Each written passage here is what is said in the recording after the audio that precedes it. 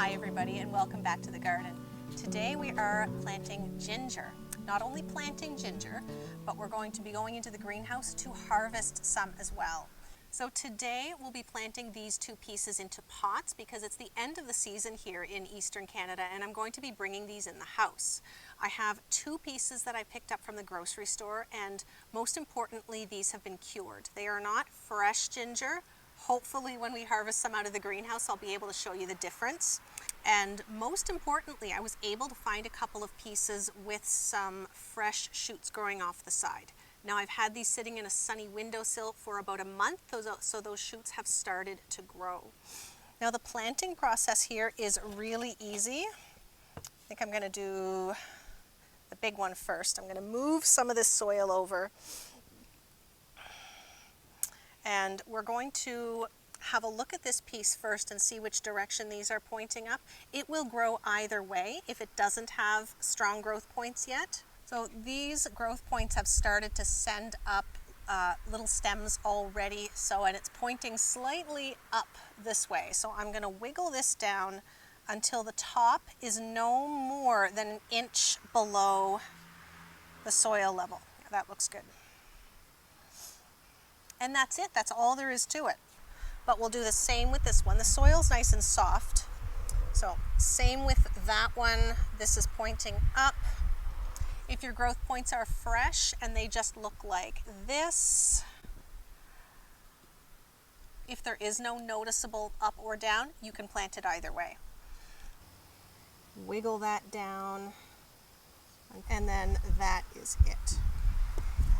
So once these are watered and placed somewhere warm, if you wait a couple of weeks, they should start to look something like this. So these have been in the greenhouse for 3 weeks now, and they were just small pieces of ginger, maybe about that big, so I've placed them into small pots. These will need repotting in a couple of weeks once I start to see roots coming out the bottom, and there is one small root. Actually, let's have a look at this and hope that this doesn't fall apart. Gently. Okay. Let's see if I can bring this over without it falling apart. So there are some small roots coming down the sides of the pot, a couple here on top that have reached the bottom. This is not ready to be potted up yet. I'm going to wait until I see a much bigger root system on that before I pot that up. It's really bright today, excuse my squinting. I'm going to take you into the greenhouse next and we'll have a look at the ginger that I have planted in there. Here is the tiny greenhouse. It's about 6 feet by 9 feet and it is not heated. We do plant directly into the ground, but I have used stone around the planting area, both to retain heat in the winter and to make it look a little bit nicer too. I've had some problems with this greenhouse this year, things drying out way more significantly than they have in the past, and I'm not sure why, so I'm going to do some soil replacement this winter. And the ginger, which is right there, has not grown as much as it normally does. So here is one plant right here, has 1, 2, 3, 4, 5 stalks on it, and the smaller one over there only has 3. So I think we're going to dig up this big one today, and I'm going to leave the smaller one to mature a little longer.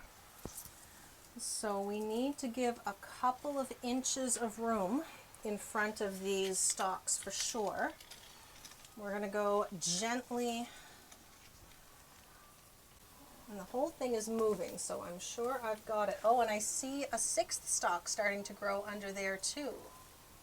So what we're going to get here should look a lot different than the ones we just planted. This should be fresh baby pink ginger. There we go. All right. This is always exciting.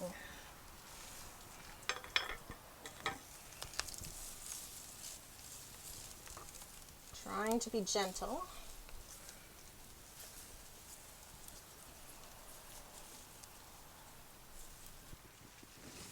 Oh, this would have been the original piece that I planted. This side right here is pretty soft. So this should all be new growth, that means.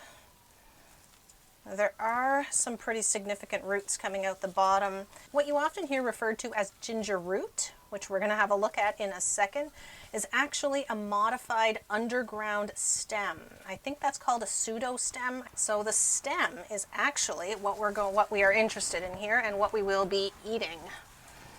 Now this type of ginger is going to have to be refrigerated. There's a nice preview right there. Beautiful baby pink ginger grown in Nova Scotia, Canada. Let's go hose it off.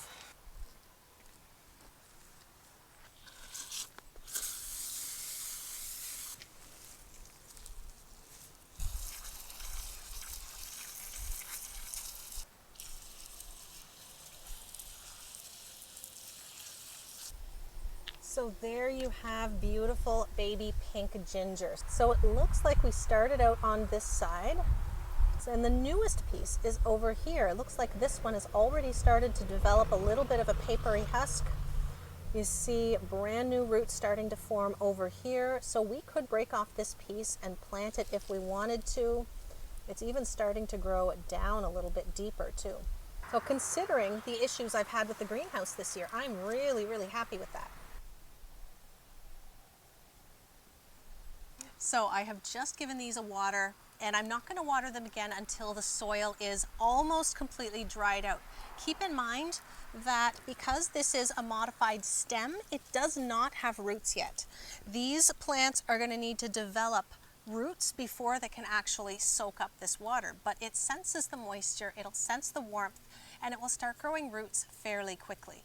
So that is the first of my tips. The second tip that I have, and probably the most vital, is to keep it warm. Ginger is a tropical plant. If your inside temperature of your house is a little bit on the cooler side, it is not going to grow very quickly. It might even go dormant. So keep it warm, slightly over room temperature is better, and in a nice sunny windowsill.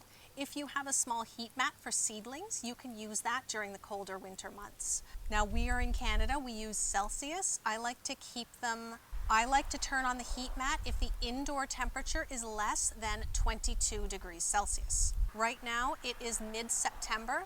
Today is a really warm, sunny day. It's probably over 20 degrees right now. I'm going to put these pots in the greenhouse, and as long as it doesn't get near frost temperatures overnight, I'm going to leave them in there. I'm also going to make sure that these get a steady supply of nutrition. I mixed in a little bit of granular organic fertilizer that was a little bit higher in the middle number, which encourages root growth. When you buy fertilizer, you'll see 3 numbers on the bag. The first one encourages foliage, the second number encourages roots, and then the third one is for fruits and flowers. We're not interested in any of that. We need roots first. And when I water it, I'm going to water with a mild strength of something with a higher first number, or just a general balanced all-purpose fertilizer will do just fine. And the last tip is on watering. When you water, make sure that it's soaking all the way to the bottom. Keep it in a drip tray, but any excess water when you're finished, discard it so that it's not sitting in water. If you water it deeply and then let it dry out until the top of the soil is dry to the touch before you water it again, as too much water can cause the ginger to rot. So those are the basic 3 things you need to know. First, make sure you keep it warm.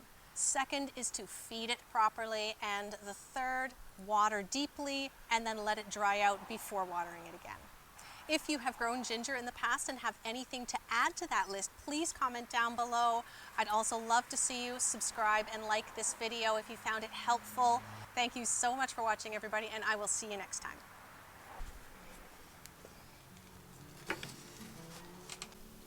One additional thing I forgot to point out is you'll notice that I used pots that were shallow but wide.